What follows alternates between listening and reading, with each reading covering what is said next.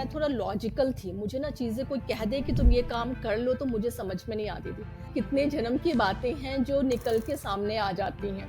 और जैसे ही मेरे इमोशनल इश्यूज़ निकले, आप विश्वास नहीं करोगे, फिज़िकल इश्यूज़ धीरे-धीरे ऑटोमैटिक सब खत्म होते चले गए। मैं हूँ क्यों?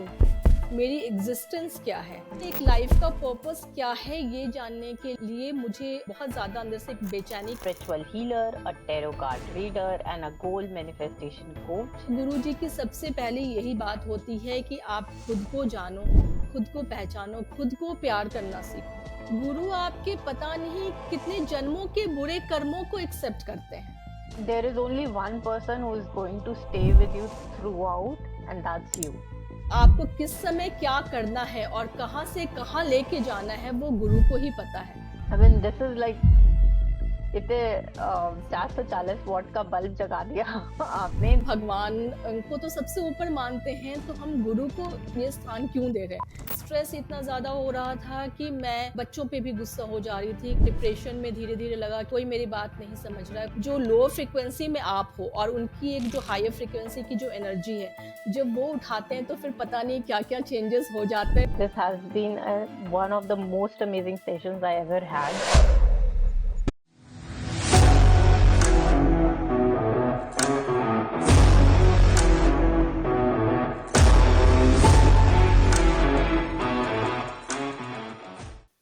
Namaste, beautiful souls. A very warm welcome to another episode of The Mid Show. And today we have Mrs. Ruchika. She is spiritual healer, a tarot card reader, and a goal manifestation coach. A very warm welcome, Ruchika ji. A very warm welcome to the Mid Show. आपका बहुत बहुत स्वागत है. I'm so thrilled to have you on the show. How are you today? Thank you so much, Yashika ji, Yogast Bhava, and thank you so much for this opportunity कि आपने मुझे बुलाया. Thanks a lot for this. Pleasure is all mine. Pleasure is all mine. Let's just begin with surrendering the session and setting an intention for this session. And I will be sharing my intention with the viewers, and I would invite you to share your intention as well. Let's just take 2 minutes. Ruchika ji, I will invite you to share your intention with the viewers. I just have intention कि आज जो भी यहाँ पे करना है, जो भी डिलीवर करना है खुद के लिए और व्यूअर्स के लिए, वो आज प्रभु और गुरु जी करवा लें। और जो भी सही है, जो भी उनको ठीक लगता है, जो भी आज ज़रूरी है, वो हो जाए। और मैं ये अपना ये सेशन गुरु जी और प्रभु को सरेंडर करती हूँ, यूनिवर्स को सरेंडर करती हूँ कि वो इस सेशन का चार्ज लें और जो बेस्ट है फॉर हाईएस्ट गुड वो देख लें। Beautiful, beautiful. My intention also falls on the same lines. I surrender this session to the divine, to the universe, to Guru ji. And आज अगर कोई पॉसिबिलिटी खुल सके मेरे लिए, आपके लिए और जितने भी व्यूअर्स इस एपिसोड को देखेंगे, एक ऐसा जीवन जो हम चाहते तो हैं बट लगता है कि इम्पॉसिबल है, अगर उसकी कुछ पॉसिबिलिटी खुल सके आज इस एपिसोड के थ्रू, तो बस उतना ही इंटेंशन है. Thank you so much for being a guest on this show. So let's just get started. Ruchika ji, please share something about you. आप कहाँ से हैं, आप क्या कर रहे हैं, आपकी फैमिली में कौन कौन है? I am from Patna basically, but काफ़ी सालों से राजस्थान उदयपुर में रहती हूँ। शादी के बाद राजस्थान शिफ्ट हो गई थी because my husband was posted in Rajasthan. और मेरे दो बच्चे हैं, one is in BSc and second one is in sixth. I had completed my academic from IGNOU. I had done MCA। और उसके बाद मैं 2 साल जॉब की। 2 साल जॉब करने के बाद I left job because of my husband's transferable job. और तो मैं घर के हो एज अ होम मेकर काम करने लगी। And afterwards I am just I was like कि ठीक है, चल रहा है लाइफ, क्योंकि अपनी मर्जी से जॉब छोड़ी थी तो I was okay with my life कि चलो सब बढ़िया है, सब ठीक है, सब अच्छा चल रहा है। आफ्टरवर्ड्स मैंने स्पिरिचुअलिटी के रास्ते पे मैं आई 2021 में। और 2021 में स्पिरिचुअलिटी के रास्ते पे आने के बाद मैंने आज as a goal manifestation coach, tarot reader और स्पिरिचुअल हीलर हूँ। और साथ में मैं एक एनजीओ के साथ भी काम कर रही हूँ, and that is for senior citizen, that is पूज्य सीनियर सिटीजन एनजीओ। वहाँ पे जो भी बुजुर्ग लोग जो भी सीनियर सिटीजन्स हैं, मोस्टली सबके बच्चे बाहर जॉब कर रहे होते हैं और उनके लिए लोनलीनेस होता है, उनके लिए कोई कंपनी नहीं होती है।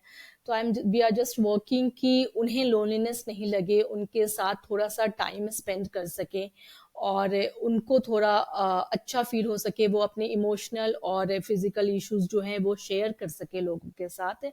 और हम भी कोशिश करते हैं कि उनके इमोशनल इश्यूज के साथ थोड़ा सा कनेक्ट हो सके। ब्यूटीफुल, बहुत ही सुंदर है। And from being a homemaker to a place जहाँ आप एक एनजीओ भी चला रहे हो और आप एक स्पिरिचुअल हीलर भी हो, आप मैनिफेस्टेशन कोच भी हो। So I am very eager to listen to this journey कि कैसे ये ट्रांसफॉर्मेशन हुआ, how all of this happened for you. So please share with us how you how you were introduced to spirituality, how you thought that spiritual practices are the answers for whatever questions you were having or whatever issues you were having in your life, how it was introduced to you initially. Initially I was not connected with spirituality. मैं मानती थी, प्रभु को मानती थी, शिव जी को बचपन से की पूजा करती थी। और बट मुझे ये स्पिरिचुअलिटी और इन चीज़ों के बारे में ज़्यादा कुछ पता नहीं था। योगाज कभी ज़रूर किया था कि हाँ आसनास कर रही हूँ, जस्ट कि वेट फॉर वेट लॉस मैंने आसन वगैरह किया था, नॉट कि उसके अलावा कुछ नहीं और था। भाव को मानती थी, बहुत रिचुअल्स के साथ पूजा करना नहीं आता था। तो भाव को मानती थी, भाव के साथ लगता था कि भाव है तो सब कुछ है और जो भी है तो जेन्युइन होगा। बट ये स्पिरिचुअलिटी के रास्ते और इस पे जाना है ऐसा कभी सोची नहीं थी। बट धीरे धीरे लाइफ में अप्स एंड डाउन्स आते चले गए और उसके बाद मैं इस जगह पे पहुंच गई। धीरे धीरे स्टार्टेड, ऐसा हुआ कि इन द 17 और 18 2017 18 लाइफ धीरे धीरे बहुत स्टक होने लगी। इमोशनल इश्यूज थे, बढ़ते ही चले गए। ऐसा लगा डिप्रेशन में, धीरे धीरे लगा कि आसपास जो भी चीजें हैं वो सब गलत है, कोई मेरी बात नहीं समझ रहा है, कोई मुझे नहीं समझ रहा है। स्ट्रेस इतना ज्यादा हो रहा था कि मैं बच्चों पे भी गुस्सा हो जा रही थी, कभी भी मतलब उन पे चिल्ला देती थी। तो मुझे ये नहीं समझ आ रहा था कि मैं हूँ कौन, हो क्या रहा है ये, और ये हो क्यों रहा है। इमोशनल इश्यूज के साथ फिजिकल इश्यूज भी बहुत ज्यादा होते जा रहे थे। तो ये समझना मेरे लिए जैसे कि अगर जैसे आप कि फिजिकल इश्यूज में अर्ली मेनोपॉज आप कह सकते हैं, बहुत ज़्यादा अर्ली एज में हो रहे थे उस टाइम पर। और मुझे फाइब्रॉइड्स की प्रॉब्लम हो रही थी उस टाइम पे। मैंने एक बार ऑपरेट कराया, वेंड आई आस्क्ड टू डॉक्टर्स कि क्या मतलब है कि क्यों ये बार बार इश्यूज क्यों हो रहे हैं। तो शी टोल्ड कि इसका कोई दूसरा ऑप्शन नहीं हो, तो you have to operate it जब भी अगर कोई प्रॉब्लम हो तो इससे रिलेटेड। तो आई थॉट कि ये कोई सॉल्यूशन नहीं है कि आप इससे रिलेटेड बार बार आप ऑपरेट कराओ और फिर कोई मेडिसिन हो, या और मेडिसिन भी थी कि ऐसे कि प्रॉब्लम रेगुलर चल रहे थे। मेडिसिन कोई भी एक महीना गैप नहीं होता था जब मुझे इन्फेक्शन इश्यूज नहीं होते थे। तो ये प्रॉब्लम्स बहुत ज़्यादा हो गए थे, सबसे ज़्यादा। उसके अलावा मुझे बैक पेन बहुत ज़्यादा हो रहे थे उन दिनों। Back pain, lower back pain area में मुझे महीने में एक बार पेन निश्चित हो रहा था। तो ये सारे मेरे सिम्टम्स थे जो फिजिकल इश्यूज बहुत ज़्यादा हो रहे थे। और इमोशनल इश्यूज तो थे ही, मतलब हर महीने मुझे डॉक्टर के चक्कर लगाने हो रहे थे, हर महीने मुझे डॉक्टर से कंसल्ट करना हो रहा था, ये सिचुएशन थी। तो इन सिचुएशंस के साथ साथ मैं चल रही थी। और 2021 में फेब में आई लॉस्ट माय फादर। तो जब पापा चले गए तो आई वाज लाइक कि अब तो कुछ भी नहीं है, मतलब वो कहते हैं ना कि आपके पास कुछ लाइफ में होप हो तो एक बात होती है। I was very connected with him, मैं बहुत ज़्यादा उनसे कनेक्टेड थी। और मैं सिंगल चाइल्ड हूँ, मतलब भाई बहन नहीं है, तो मैं बहुत उनसे ज़्यादा कनेक्टेड थी। तो मुझे लग रहा था कि अब मैं क्या करूं। और जब ऐसे धीरे धीरे आगे बढ़ते चले गए तो वंस डे आई सॉ वो रितु मैम और परम सर का एक वीडियो देखा, और रितु मैम परम सर के वीडियो को देखने के बाद आई फील कनेक्टेड। मुझे लगा कि मैं उनको ज्वाइन कर लूं, लेकिन ज्वाइन करने के लिए फाइनेंशियल इश्यूज का थोड़ा सा प्रॉब्लम था, क्योंकि बहुत ज़्यादा सेविंग भी नहीं थी। अगर आप घर में भी किसी को बोल रहे हो कि मुझे ये करना है, तो उनको यही लगेगा कि अरे यार ये तो ऑलरेडी परेशान है, पता नहीं क्या क्या करते रहती है, तो ठीक है। तो आई हैडंट टोल्ड एनीवन कि मुझे कुछ करना है। फाइनेंशियल स्टक होने की वजह से मैंने स्टार्टिंग में फर्स्ट, जब उनसे मेरी बात हुई रितु मैम से, तो मैंने ज्वाइन नहीं किया उनको। बट वो कहते हैं ना कि भगवान जी के डंडे फिर से पड़े, 2-3 दिनों में उनके वापस डंडे पड़े, और उन्होंने बोला कि अरे तुझे मैंने दिया ऑप्शन और तब भी तुम ज्वाइन नहीं कर रही हो। तो मैंने एनी हाउ कहीं से अरेंज किया समहाउ मनी, और फिर मैंने उनके कोर्स को ज्वाइन किया। And that was the wonderful decision कि मैंने वो डिसीजन लिया। और फिर मैं ऑलमोस्ट 1 and 1.5 year मैं कंप्लीट सिर्फ और सिर्फ जो भी उनके मेडिटेशन टूल्स टेक्निक्स थे उस पर मैंने सिर्फ और सिर्फ काम किया। फिर मैं धीरे धीरे गुरुजी से भी मिली। गुरुजी से वो आते थे गुरुजी उनके कोर्स में दीक्षा देने के लिए, तो मैं गुरुजी से मिली। एंड व्हेन आई मेट गुरुजी, तो मैं ना इन चीज़ों को समझती और जानती नहीं थी। उस टाइम पे मुझे आइडिया नहीं था कि ये क्या होता है। मुझे तो सिर्फ इतना पता था कि कॉलेज में टीचर्स होते हैं, स्कूल में टीचर्स होते हैं, दैट्स इट। बट गुरुजी का इतना बड़ा रोल होता है, मतलब लाइफ को पूरी तरह से चेंज करने के लिए, नो आइडिया, बिल्कुल नहीं पता था। बहुत कनेक्शन फील हुआ उनके साथ। फिर धीरे धीरे मैंने उनके कोर्स को ज्वाइन किया, और जब मैं उनके कोर्स को ज्वाइन की तो लाइफ कंप्लीटली धीरे धीरे चेंज होनी शुरू हो गई। मैंने मास्टर रेकी हीलर किया, फिर मैं संजीवनी क्रिया शक्ति हीलर की, फिर मैं योगिक लाइफ मैनेजमेंट, क्रिया कुंडलिनी प्रैक्टिशनर। तो ये सारे कोर्सेज को मैं धीरे धीरे करती चली गई, और ऑलमोस्ट मैं बोलूँ तो आज भी कर रही हूँ, उनके साथ मैं आज भी जुड़ी हुई हूँ। तो 1-1.5 साल जो मैंने किया काम, उसके बाद आई फील कि आई कैन ब्रीथ नाउ। जब उनकी एनर्जी से मैं टैप हुई, जब उनकी एनर्जी से, वो कहते हैं ना कि आपको कोई हाथ पकड़ के उठा लिया हो कि चलो अब तुम देखो आगे फॉरवर्ड, आगे जो स्टेप्स तुम उन्हें देखो, पीछे देखना बंद करो, और जो भी चीजें थी उन्हें देखना बंद करो।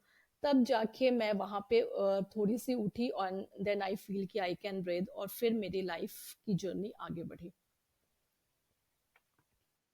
बहुत सुंदर। आपने बहुत सारे फिजिकल इश्यूज भी देखे and also emotional trauma of losing your parents and feeling the that stuck energy की लाइफ में कुछ तो चाहिए, क्या चाहिए पर पता नहीं। एक क्वेस्ट भी था, लॉस भी था, फिजिकल इश्यूज भी थे। तो all of that pushed you on this journey.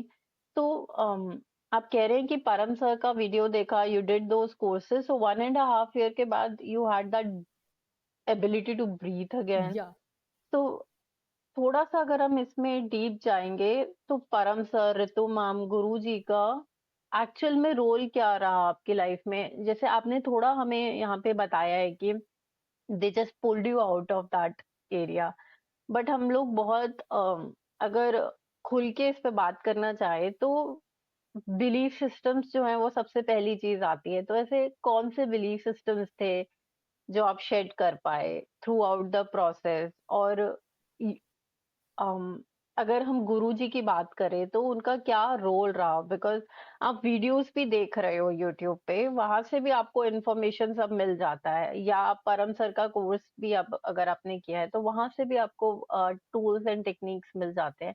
But still there is a difference between under the guidance of a guru, under the guidance of a teacher, and watching it in a YouTube video. तो अगर वो difference आप explain कर सके, and then we will later come back to the belief systems जो आपने shed किए throughout the process. Yeah sure. सबसे पहले तो मैं ये बताऊंगी कि व्हेन आई वाज इन 2021, तो उसके 1-2 साल पहले से मेरी लाइफ में एक चीज बहुत स्ट्रांगली मेरे साथ चल रही थी, कह सकते हैं उसे। वो ये था कि मैं हूं क्यों, मेरी एग्जिस्टेंस क्या है। मेरी लाइफ में मतलब क्या सिर्फ सुबह उठे, खाना खाया, जो भी काम है आपने वो किया, रात को सो गए, फिर वही जो साइकिल चल रही है, क्या इसी के लिए वी आर हियर? कुछ तो होगा कि लाइफ में कुछ और करना होगा। और मैं घर में ये बात सबको बोला करती थी, और सब मुझे ऐसे कि अरे तुमको ना फालतू की बातें तुम्हारे दिमाग में चलते रहती है। तो ये बातें सबकी हमेशा मैं सुनते रहती थथी। एंड मुझे भी ऐसा लगता था कि ठीक है, लेकिन करना क्या है, कुछ तो लाइफ का पर्पस होगा। तो वहां से एक लाइफ का पर्पस क्या है ये जानने के लिए मुझे बहुत ज्यादा अंदर से एक बेचैनी कहते हैं, एक स्ट्रक एनर्जी कह लो, जो भी कह लो, वो बहुत ज्यादा ऊपर से आ रही थी। लेकिन फिर भी मुझे लगा कि शायद जॉब नहीं कर रही हूँ तो मे बी वो रीजन हो। मैंने जॉब भी किया, तो भी वो एक सेटिस्फैक्शन जोन जो होता है वो मुझे नहीं मिल रहा था। एज जब मैं परम सर, रितु मैम और गुरुजी को ज्वाइन की, तो आई फील कि मुझे एक सेटिस्फैक्शन जोन मिल रहा है कि हाँ, शायद मेरे सोल को कह लो कि उस चीज की तलाश थी, कि एक आप कह सकते हो कि एक जर्नी जो कि आपको खुद को आपकी तरफ ही ले जाए, जो आप हो उसको पहचानने की जर्नी। तो मुझे शुरू में ये नहीं पता था कि मेरी ये जो जर्नी है वो मुझे खुद को पहचानने की जर्नी है, क्योंकि जब इंसान सांस ही नहीं ले पा रहा तो उसे ये क्या पता कि जर्नी कौन सी है और क्या है। तो आई वॉज उस जोन में थी मैं। तो उस जोन से जैसे जैसे मैं धीरे धीरे बाहर निकली, तो परम सर और रितु मैम ने और गुरुजी ने जैसे कि उठाया उठाया, उसके बाद मैं ये जान सकी कि मैं एक्चुअली हूं क्या। कि पहले तो एक इंसान हूं, तो पहले अपनी फीलिंग्स, अपनी जो इनर, जो आप कह सकते हो कि इनर सेल्फ लव, उसको मैंने फील करना शुरू किया कि मैं खुद को पहले जानूं, खुद को पहचानूं। तो गुरुजी की सबसे पहले यही बात होती है कि आप खुद को जानो, खुद को पहचानो, खुद को प्यार करना सीखो, कि आप भी एक इम्पॉर्टेंट हो। आपको अगर प्रभु ने बनाया है तो आपके लिए, आपके अंदर भी एक इम्पोर्टेंस है। कोई भी क्रिएचर्स यूं ही नहीं बनी है। अगर प्रभु ने जो भी चीजें बनाई है उसकी अपनी एक इम्पोर्टेंस होती है। तो कोई भी क्रिएचर यूं ही नहीं है, तो आप भी अपने आप में एक इम्पोर्टेंट। तो फर्स्ट अपने आप को आइडेंटिफाई करो और उसको समझो कि तुम्हारे अंदर भी सेल्फ लव जनरेट हो। तो धीरे धीरे मेरे अंदर सेल्फ लव जनरेट होना शुरू हुआ। जैसे जैसे मेरे अंदर सेल्फ लव जनरेट हुआ, बाकी जो इमोशनल इश्यूज थे वो धीरे धीरे निकलते चले गए। और जैसे ही मेरे इमोशनल इश्यूज निकले, आप विश्वास नहीं करोगे, फिजिकल इश्यूज धीरे धीरे ऑटोमेटिक सब खत्म होते चले गए। क्योंकि मेरे जो भी प्रॉब्लम्स थे वो इमोशनल ग्राउंड पे, वो फिजिकल ग्राउंड पे तो प्रॉब्लम्स वैसे भी बाद में आते हैं। जो प्रॉब्लम्स होते हैं वो इमोशनल ग्राउंड पे पहले आते हैं, और जब वो इमोशनल ग्राउंड पे आते हैं तभी वो धीरे धीरे एक फिजिकल ग्राउंड पे चले जाते हैं। तो मेरे जो प्रॉब्लम्स थे, और जैसे जैसे मैं उनकी प्रैक्टिसेस, टूल्स, टेक्निक्स, आपने सही कहा कि यूट्यूब्स पे बहुत सारे वीडियो उनके अवेलेबल हैं, लेकिन वो जो प्रॉपर टूल्स एंड टेक्निक्स हैं और उनको कैसे यूज करना है, वो जब तक आप उनके सामने उनसे मिलोगे नहीं तब तक वो जानना बहुत मुश्किल है। और सबसे उससे भी बड़ी बात है कि उनकी एनर्जी जो होती है वो उसके साथ, जब आपकी जो लो फ्रिक्वेंसी में आप हो और उनकी एक जो हायर फ्रिक्वेंसी की जो एनर्जी है, जब वो उठाते हैं तो फिर पता नहीं क्या क्या चेंजेस हो जाते हैं, और पता नहीं कह लूं कि कितने जन्म की बातें हैं जो निकल के सामने आ जाती हैं। तो मैं उसी जोन से निकली। बहुत सारे पास्ट लाइफ के भी बहुत सारे रिग्रेशन कराए, और उससे भी बहुत सारी चीजें, आसपास के जो मेरे रिलेटिव्स हैं उनके साथ मेरा जो पहले का रिश्ता था, वो सारे रिश्ते सामने आए, और मुझे पता चला कि किनके साथ क्या इश्यूज थे, और इनके साथ अगर किसी के साथ बहुत ज्यादा क्लोज रिलेशन है तो क्यों है। उन चीजों को मैं धीरे धीरे हम्म। समझी। और इस तरह से मैं गुरु जी के संग, कह लूं कि उनके आश्रय में रह के मैं धीरे धीरे आगे बढ़ती चली गई। और गुरु जी का तो ऑब्वियस सी बात है कि मेरे लाइफ पे एक बहुत इम्पोर्टेंट रोल रहा। मैं ना थोड़ा सा इनर कोर से मैं थोड़ा लॉजिकल थी। मुझे ना चीजें कोई कह दे कि तुम ये काम कर लो तो मुझे समझ में नहीं आती थी। मुझे ऐसा लगता था रीजन बताओ क्यों करना है। तो ये एक्चुअली मेरा मेन जो कहते हैं ना कि मेरे सोल की रिक्वायरमेंट थी, वो ऐसी थी कि मुझे लॉजिक थोड़ा सा जानना होता था हर चीज का। तो मैं ना बचपन में एक दोहा पढ़ी थी, गुरु गोविंद दो खरे काके लागू पाओ बलिहारी गुरु आपने गोविंद दियो बताए। तो वो दोहा पढ़ने के बाद ना मैं बड़े होने तक भी मतलब मैं जब तक मैं इस बात पे नहीं आई थी मुझे बिल्कुल इसका मतलब नहीं समझ में आता था। मुझे लगता था ऐसा क्यों है, क्योंकि भगवान को तो सबसे ऊपर मानते हैं तो हम गुरु को ये स्थान क्यों दे रहे हैं। बिकॉज आई वॉज लाइक कि ठीक है टीचर्स होते हैं, स्कूल में पढ़ा कॉलेज में पढ़ा तो उन टीचर्स तक ही जानती थी। जब मैं गुरुजी से फर्स्ट टाइम मिली तो स्पीचलेस। मुझे तब समझ में आया कि मतलब इस चीज का क्या वैल्यू है। गुरु आपको आपको किस समय क्या करना है और कहाँ से कहाँ लेके जाना है वो गुरु को ही पता है। कब आप नीचे जाने वाले हो, कब आपको उठाना है और कितना उठाना है वो भी उनको ही पता है।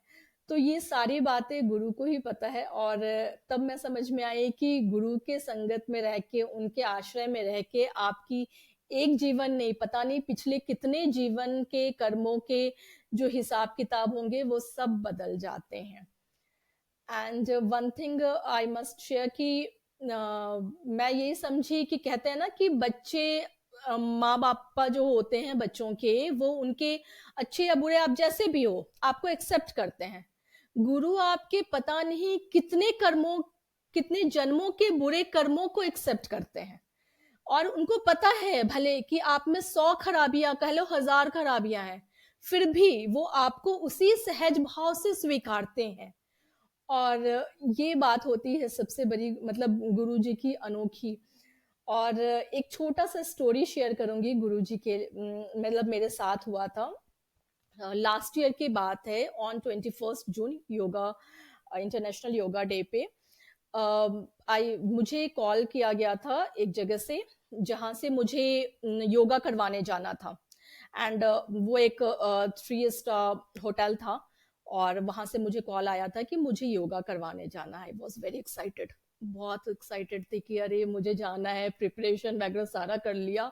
मैं कि आज तो बहुत अच्छा, इस बार तो बहुत अच्छा मौका मिला और इंटरनेशनल डे पे जा रहे हैं तो इट वाज ऑब्वियस एक एक्साइटमेंट थोड़ी ज्यादा थी मेरी। मैं गई और यू विल नॉट बिलीव वहां एक भी इंसान योगा के लिए नहीं आया।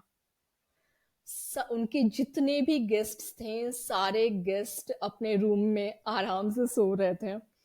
एंड मैं ऐसे कि यार मैं ऑलमोस्ट 45 मिनट्स मैंने वहां वेट किया।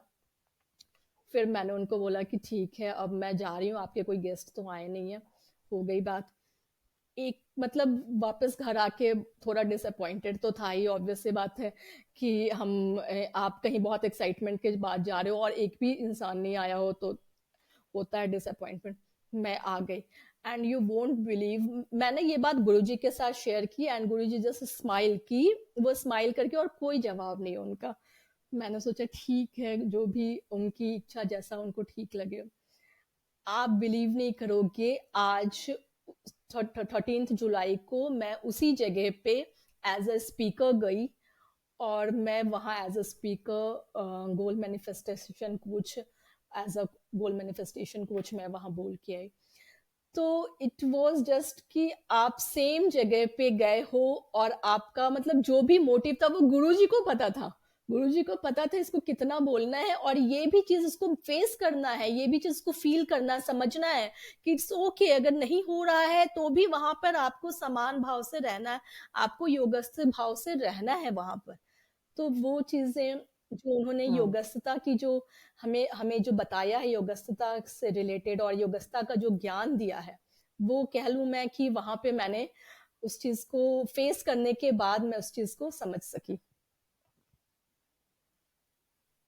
Beautiful, I mean I can relate with so many things that you have shared here. और अगर मैं इसको एक लाइन में कहना चाहूँ ना, तो बिना गुरु के आपकी जो लाइफ है, जो आपकी स्पिरिचुअल जर्नी है, या नॉर्मल जो आपकी लाइफ है, वो ऐसा है जैसे फॉरेन कंट्री में आप बिना जीपीएस के एक लोकेशन से दूसरी लोकेशन पे जा रहे हो। आप पहुंच ही नहीं सकते क्योंकि आपके पास वो व्यू ही नहीं है। आप चार लोगों से पूछ के, चार गलत टर्न लेके, 10 बार यू टर्न लेके, आप यू स्टिल डोंट नो आप कब पहुंचोगे।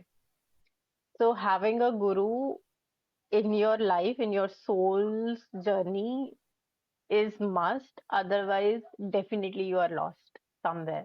पर आप जो ये बात बता रहे हो कि आपके पास योगा का कॉल था और आप गए और वहां लोग नहीं थे, and I can so relate with this कि आप you are so excited for something and then it's like entirely different. And अगर उस टाइम पे आपके पास गुरु का ब्लेसिंग्स नहीं है, गुरु का सपोर्ट नहीं है, तो कुछ नहीं हो सकता। बिल्कुल। तो वो फिर एक डाउन ट्रैप आपके पास चलेगा, एक फिर सेल्फ डाउट क्रिएट होगा, सेल्फ वर्थ इश्यूज क्रिएट होंगे, और just because a guru can see a bigger picture than what you can currently see from your consciousness, life can be a totally different picture from there. So I'm so grateful that you shared your experiences with us. This is magnificent. Thank you so much. So coming forward, share some of the belief systems that you have shared throughout this entire inner work process or working on your self process. And why do you think shedding these belief systems was important, was major for the journey? Belief system is like कि आप जो भी अपने आसपास देख रहे हो, जो भी आपकी लाइफ में चल रहा है, उसको मिला के हम एक बिलीफ सिस्टम बना लेते हैं। फ्रॉम माई चाइल्डहुड मैंने एक ऐसी बिलीफ सिस्टम को अपने अंदर इनबिल्ट कर लिया, जो कि मुझे काफ़ी टाइम लगा उस चीज़ से बाहर निकलने में, और मेरी लाइफ अगर कहूँ तो बहुत ज़्यादा प्रॉब्लम्स मुझे उस एरिया से ही आई, उसी मेरी खुद की उस बिलीफ सिस्टम से आई। मुझे ऐसा लगता था कि as a women, as a girl, you are not allowed to think yourself. आप अपने बारे में सोच नहीं सकते हो, यू आर जस्ट कि आपको अपनी फैमिली के लिए सोचना है, अपने इन लॉज के लिए सोचना, अपने घर वालों के लिए सोचना है, नॉट फॉर योर सेल्फ। आप जो भी स्टेप्स ले रहे हो उसमें ये सोचो कि वो उनके लिए क्या जरूरी है, वो क्या चाहते हैं, और तब तब फिर आप उसके अकॉर्डिंग ये सोचो। जैसा कि मैंने कहा कि आई वॉज सिंगल चाइल्ड, मुझे भी नहीं पता कि ये बिलीफ सिस्टम आई हो थिंक कि ये माँ से शायद आया हो, या फिर अपने आसपास के जो भी लेडीज मेंबर्स थे उनको देख के शायद मेरे अंदर ये बिल्ट हो गया होगा, या फिर मेरे पास्ट लाइफ से बिल्ट हुआ। लेकिन मैं ऐसा भी नहीं था कि मेरे घर में बहुत सारे, वो कहते हैं कि अगर बहुत सारे भाई हों तो उनको इम्पोर्टेंस दिया जा रहा हो और तुम्हें इम्पोर्टेंस नहीं दिया जा रहा हो, तो हो सकता है कि ये चीजें सिस्टम में आ गई हो, लेकिन मेरे साथ ऐसा भी नहीं था, because I was single child. तो जो भी इम्पोर्टेंस था वो मुझे ही मिल रहा था। फिर भी मैं इतने स्ट्रॉन्ग बिलीफ सिस्टम को अपने साथ कैरी करना शुरू कर दी, और ये ज्यादा तब हो गया जब मेरी शादी हो गई। शादी होने के बाद आई रियलाइज कि मुझे जो भी करना है फैमिलीज के लिए करना है, इन लॉज के लिए करना है। बट धीरे धीरे जब आप बहुत ज्यादा कुछ करने लगते हो तो एक दो प्रॉब्लम आती है। पहली प्रॉब्लम तो ये आती है कि आप जितना करोगे उतना चाहोगे सामने वाले से भी, कि अगर आप कर रहे हो तो आप एक्सपेक्ट भी करोगे ना कि आपको वो भी करे। अब आप अगर 100% अपने तरफ से देने की कोशिश कर रहे हो तो सामने से कोई 50% से ज्यादा कितना भी देगा तो आपको वो ज्यादा लगेगा ही नहीं, हमेशा वो आपको कम ही लगेगा। तो that was the main issue there. वहां पे वो प्रॉब्लम शुरू हुई। उसके साथ ही ये प्रॉब्लम आना शुरू हो गई कि मैं अपनी लाइफ में अपने हिसाब से हमेशा लोगों के लिए करना तो शुरू कर दी।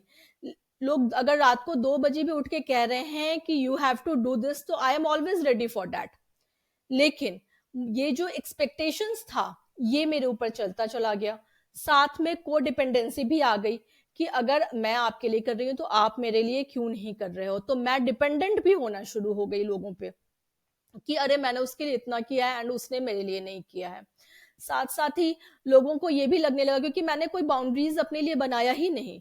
लोग जो भी कह रहे हैं या आसपास, और ये चीज सिर्फ घर तक ही सीमित नहीं रहा, ये चीजें धीरे धीरे आगे भी बढ़ती चली गई। आगे बढ़ने का अगर कह सकते हैं कि आप अगर वर्क प्लेस पे आप हो तो वहां भी, अगर आप सोसाइटी में हो तो वहां भी, कि आप पहले दूसरे को प्रेफरेंस दे रहे हो, अपने आप को आप प्रेफरेंस ही नहीं दे रहे हो। और ये चीजें जो थी ये मेरे साथ आगे बढ़ती चली गई। फल इसका हुआ ये कि मैं अपने आप को एक्सपेक्टेशंस, लोगों के एक्सपेक्टेशंस के अकॉर्डिंग अपने आप को बनाना शुरू कर दी। लोग चाह रहे हैं कि मुझे हाँ बोलना चाहिए, तो मैं उसके अकॉर्डिंग हाँ बोल देती थी। मेरे खुद की जो वैल्यू थी, कि मेरे खुद का जो था कि वजूद, कि मुझे यहाँ पे क्या करना और क्या नहीं करना है, वो मैं डिसाइड ही नहीं कर पा रही थी। क्योंकि आप जब तक सामने वाले को बताओगे नहीं ना कि आप क्या चाहते हो, किसी को कैसे पता।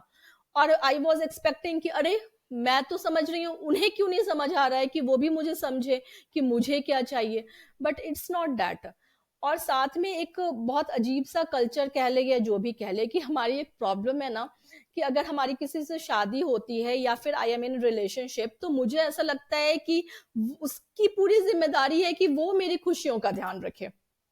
एक बहुत एक जेन्युइन प्रॉब्लम है ये शायद। तो ये मुझे ऐसा लगता था कि अरे, मुझे क्यों समझना है, जैसे मैं सोच रही हूँ वो भी सोचे। अब सामने वाला 50% भी अगर कोशिश कर रहा है, तो मुझे ऐसा लगता था कि नहीं नहीं, वो अभी भी कम है, अभी भी मेरे बारे में नहीं सोचना हो रहा है, या अभी भी टाइम नहीं है उनके पास, अभी भी ये सारी जो चीजें थी, ये सारी चीजें मेरे आसपास घूमती चली गई, और ये मेरी बिलीफ सिस्टम स्ट्रांग होती चली गई, स्ट्रांग होती चली गई धीरे धीरे वक्त के साथ। और इन बिलीफ सिस्टम के साथ मैंने, कह सकते हो आपकी खुद के अंदर आपने एक अपना एक स्पेस बना लिया, कि मैं अपने हिसाब से अपने बिलीफ सिस्टम के अकॉर्डिंग ही लो सामने वाले को देखना शुरू कर दी। और उन बिलीफ सिस्टम की वजह से ही मैं ये सोचने लगी कि वो मुझे टाइम नहीं दे रहे हैं। मैं ये सोचने लगी कि वो मुझे ऐसा सोच रहा होगा, या मैं आज ये अगर नहीं कर पाऊंगी तो पता नहीं उसके अंदर क्या फीलिंग आएगी, उसे लगेगा मैं उसकी इंपॉर्टेंस नहीं समझ रही हूँ। तो ये सारी चीजें जो मेरी खुद की बनाई हुई थी, जो कि एक मुझे ऐसा लगता था कि विमेन को अपने लिए नहीं सोचना है, अपने बारे में नहीं सोचना है। और ये चीजें वक्त के साथ मेरे लिए एक प्रॉब्लम बनती चली गई, या प्रॉब्लम क्रिएट करती चली गई। Oh my God. तो आप बता रहे हो कि from having these belief systems like कि आपको सिर्फ फैमिली के बारे में सोचना है, your you are not your priority, everybody else is your priority, और या आपकी प्रायोरिटी लिस्ट में आप सबसे नीचे थे, एंड बिकॉज ऑफ दैट आप अपने फैमिलीज के साथ, अपनी अपनी फैमिली के साथ, अपने हस्बैंड के साथ, अपने कोर रिलेशंस के साथ आप हार्मनी में नहीं थे, बिकॉज आप अपने आप को प्रायोरिटाइज नहीं कर रहे थे और आप उनसे एक्सपेक्ट कर रहे थे कि प्लीज प्रायोरिटाइज मी। और see how all of this is mirroring our own selves, right? She was not prioritizing herself, and she was expecting others to prioritize her. How is that even possible? अगर आप खुद को ही नहीं कर सकते तो कोई और आपको कैसे करेगा प्यार? I mean, this is like इतने 440 वॉट का बल्ब जगा दिया आपने। This was such a clear indication कि how everything in your outer reality is just a reflection of how you are feeling inside your inner reality. And I don't think I have such a clear picture of this before. It's like कि वो कहते हैं ना, इंसान की खोपड़ी खाली होती है, उसमें जितना भी भरते जाओ वो हमेशा कम ही रहता है। तो ऐसे ही मतलब हम दूसरों में जितना भी इन्वेस्ट करते जाएं, that's okay to some extent, that's okay, but अगर हम खुद को निग्लेक्ट कर रहे हैं तो कोई और भी आके हमको पैम्पर नहीं करने वाला है। There is only one person who is going to stay with you throughout, and that's you, nobody else is going to stay throughout with you. So this was amazing, this was so enlightening. um I also want to know, जब आप इस process के through जा रहे थे, did you um, get in touch with the part of yours जो जहाँ आप सेल्फ लव की बात कर रहे हैं? वैसे कौन से आपके पार्ट्स थे, वो कौन सी शैडोज थी आपकी जहां तक आपका प्यार अभी पहुंचा नहीं था, या जो आपने छुपा रखे थे कोने में, और उनको अब आप इंटीग्रेट कर पाए हो अपने अंदर? या एक्चुअली सबसे बड़ी प्रॉब्लम ये थी कि मेरी मैं सेल्फ लव सबसे बड़ी इम्पोर्टेंट थी, जो कि मैं कहीं न कहीं पूरी तरह से खो दी थी, एक तरह से। मुझे अपनी आइडेंटिटी को लेकर कई बारी सोचना पड़ता था कि मैं कौन हूँ? और यहाँ पर सबसे ज़्यादा प्रॉब्लम होता, सामने वाले को अगर मुझे नो कहना है, तो ये मेरे लिए सबसे डिफ़िकल्ट जॉब होती थी। सच कहूँ तो वो डिफ़िकल्ट जॉब थोड़ी बहुत अभी भी, मतलब थोड़ी बहुत नहीं, अभी भी है। अभी भी अगर मुझे किसी को नो कहना होता है, तो आई थिंक वन्स 2-3 टाइम्स पक्का से कि मुझे अपने अंदर ये बोलना होता है कि अरे मुझे उसको ना मना करना है, अगर मुझे उसको मना करना है। और ये चीज़ें इतनी ज़्यादा मेरे साथ रहीं कि वो आज के डेट में भी मैं उस पे काम कर रही हूँ। All of this that's happening in her life, shedding of these non-serving belief systems, integrating of the shadow, and that being reflected in her reality. All of this is happening because she has risen in her level of consciousness through the inner work. So this is amazing, Ruchika ji. One more thing that I want to know from you is when you were in the process of healing yourself and you were shedding all of these non-serving belief systems, were there any health symptoms during that time period as well? या जब मैंने spiritual journey start की थी, तो ऐसा नहीं था कि उस टाइम पे मुझे फिज़िकल इश्यूज़ या कोई भी इश्यूज़ थे, जो या इमोशनल इश्यूज़ थे, वो उस टाइम पे आने शुरू हो गए धीरे-धीरे।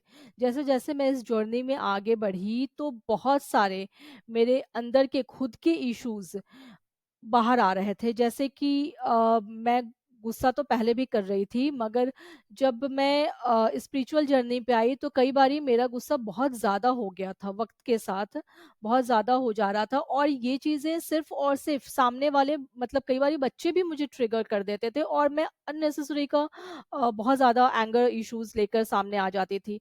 मुझे समझ में नहीं आ रहा था कि रीज़न वाज़ नथिंग, कि मुझे उन चीज़ों पे काम करना था। मुझे जो भी इश्यूज़ आ रहे हैं, मुझे उन पे काम करना था, and that was the reason उन एंगर इश्यूज़ के। अब जैसे कि मैं उस योगा सेशन में गई थी, मुझे उस पे वर्क करना था, इसलिए वो चीज़ें मुझे ट्रिगर की, वो चीज़ें मेरे सामने आई। तो नॉर्मली क्या होता है कि जब भी हमें कोई प्रॉब्लम होता है, तो हम उस प्रॉब्लम में पूरी तरह से इन्वॉल्व हो जाते हैं। उस प्रॉब्लम के साथ अपनी लाइफ में ये सोचने लगते हैं कि इस प्रॉब्लम को कैसे सॉल्व करें। बहुत अच्छी बात है कि हमें गुरुजी ने ये सिखाया कि प्रॉब्लम को पहले तो ये समझो कि वो चीज़ें, उसकी रूट कॉज़ क्या है। क्योंकि रूट कॉज़ कहीं न कहीं, अब सपोज़ कि कोई व्यक्ति है, किसी को जॉब के लिए वो ढूँढ रहा है, और उसको बहुत टाइम से जॉब नहीं मिल रहा है, तो there is a reason behind it, कि हो सकता है उसके अंदर फेलियर का डर हो सकता है कि वो सेलेक्ट नहीं हो, इस बात का डर हो, या किसी भी रीज़न, कोई भी फ़ियर हो सकता है, या कोई भी और चीज़ें हो सकती हैं। तो उन चीज़ों को समझो और उसे हील करो, उन चीज़ों को अच्छे से प्रॉपर जानो कि तुम्हारी रूट प्रॉब्लम क्या है। और जैसे-जैसे मैं इस जर्नी में अपने रूट प्रॉब्लम्स को समझना शुरू की, कि मेरी रूट प्रॉब्लम्स क्या है, वैसे-वैसे धीरे-धीरे मैं उन चीज़ों को अच्छे से हैंडल करना शुरू की। तो जैसे-जैसे मेरे, अगर स्पिरिचुअल जर्नी के दौरान मेरे जो भी हेल्थ इश्यूज़ हुए, वो इश्यूज़ या फिर इमोशनल इश्यूज़ अगर सामने आए, तो वो चीज़ें वक़्त के साथ मेरे ख़त्म होने लगे, क्योंकि मैं चीज़ों को रूट कॉज़ से समझना शुरू कर दी, और उसके साथ वो मैं आगे बढ़ने लगी। Amazing, amazing. Thank you sharing all of this with us. I have so many questions about your goal manifestation coach journey and how you came to your creative purpose and all of that. But I think we will need another big session for all of that. There is so much more in your journey that I want to know and I want to share it with the viewers. But for today, with a very heavy heart, I think we are near winding up of the session. Is there anything that you want to share with the viewers? मैं viewers को यही कहूँगी कि always listen to your soul. जो भी आपकी soul कह रही है, वो सुनना सबसे ज़्यादा ज़रूरी होता है। अपने जो भी इंट्यूशन है, अगर आपको लग रहा है कि कुछ करना है, तो गो फॉर दैट। हमें गुरुजी ने एक बहुत अच्छी बात बताई, सिखा मतलब हमारे कोर्सेज में वो आता है, दैट इज़ रिलेटेड टू कोशास। कोशास हमारे 5 एनर्जेटिक बॉडीज़ के 5 वो एलिमेंट्स होते हैं जो कि हमारे बॉडी के अंदर 5 एनर्जेटिक बॉडीज़ मान सकते हैं आप उसको। तो उसमें उन्होंने बताया कि जो भी, अगर आप बहुत ज़्यादा इमोशनल स्टक हो रहे हो, बहुत ज़्यादा फिजिकल स्टक हो रहे हो, अगर तो आप धीरे धीरे इंटेलेक्चुअल स्टक भी होने लगोगे, और धीरे धीरे वो प्रॉब्लम्स जो हैं वो एक फिजिकल इश्यूज में बन के सामने आएंगे। अगर कोशाज में उन्हीं बातों को अगर बात किया जाए तो दैट इज, फर्स्ट इज अन्नमय कोश। अगर अन्नमय कोश से रिलेटेड जो आपके फिजिकल इश्यूज जो कि सबसे लास्ट में बाहर आते हैं, दैट इज, और उसके बाद होता है प्राणमय कोश। प्राणमय कोश, जबकि आप अगर प्रॉपर ब्रीद नहीं ले रहे हो, मैं उस चीज से गुजरी जब मैं प्रॉपर, मुझे ऐसा लग रहा था कि मैं ब्रीदिंग तो चल रही है बट मैं प्रॉपर ब्रीद नहीं कर पा रही हूँ, मैं इमोशनल स्टक में हुई, तो मैं मनोमय कोश भी मेरा स्टक हो गया था, और साथ ही साथ मेरा विज्ञानमय कोश जो था वो भी स्टक हो गया था। दैट इज लाइक कि आप इंटेलेक्चुअल सोचने की, जो समझने की जो मेरी शक्ति थी, वो सारा स्टक हो गया था। तो इन 4 कोशास के बाद पांचवा पांचवा जो था वो हमारा आनंदमय कोश, तो मेरी आनंद जो थी वो भी कहीं खत्म हो गई थी, और मैं पूरी तरह से स्टक हो गई थी। आज गुरु जी के आशीर्वाद से इस योगस्थता के रास्ते पे थोड़ी सी आगे बढ़ी हूँ। आगे लेट्स सी कि क्या होता है इस जर्नी पे, क्योंकि ये जर्नी सबके लिए हमेशा कुछ नया आगे रास्ता लेकर आता है कि चलो आगे क्या होता है। इट्स लाइक, आप कह सकते हैं कि इट्स लाइक पहेली, कि बच्चों के गेम्स होते हैं ना, कि फर्स्ट स्टेप उसने क्रॉस किया है, देन वी विल सी कि नेक्स्ट स्टेप क्या आने वाला है, तो तब वो डिस्क्लोज होता है। तो it's this journey is like that, कि आपने आज का ये एपिसोड किया तो लेट्स सी कि नेक्स्ट एपिसोड क्या आने वाला है मेरी लाइफ में। तो this is for me, and viewers को के लिए तो यही है कि अपने इंटेंशन, जो भी आपके इंट्यूशंस आ रहे हैं, उस इंट्यूशंस को ज़रूर समझें, ज़रूर जानें, और उसके लिए ज़रूर आगे बढ़ें, because that is your soul desire. जो आपके सोल चाह रहे हैं वही है। This is so enlightening. This is so insightful. Your entire journey has been a real inspiration. क्योंकि ये बहुत, this is like everybody's story as of now, कि हम लोगों को पता ही नहीं होता है कि हम अपनी एनर्जी कहाँ दें, and how for women basically, कई जगह मेन के साथ भी है, but for women most of the time it's a very you know dilemmatic situation, कि अपने आप को टाइम देना है कि नहीं देना है, ये क्वेश्चन है। मतलब this has been so well fed to us कि हमें इस बात पे भी डाउट है कि क्या हमें खुद को प्रायोरिटाइज करना है कि नहीं करना है। एंड आई थिंक आपकी जर्नी के थ्रू ये पॉसिबिलिटी ओपन हो पाई है कि yes, you can move beyond this belief, you can move beyond this question, and life can be something that you haven't believed, you haven't dreamt in your wildest of dreams. So, thank you so much. Thank you so much, Ruchika ji, for showing up, for sharing so openly with us everything. This has been one of the most amazing sessions I ever had. So, thank you so much. Thank you. Thank you so much, viewers. If you could relate with anything she has just shared with us, and if you want to know deep about her creative purpose, how that unfolded, and what are the things that um, what challenges when she was pursuing that um, sole purpose, and how it unraveled in all of its beauty, how she reached to a level where she was called upon stage to talk about it, to present herself, how all of this happened from being a homemaker to somebody who is being a spiritual leader in her field. If you are interested in knowing all of that, do let me know, and we shall surely have her again on our show under Divine Will. So, thank you so much. Thank you, viewers. Thank you so much, everyone.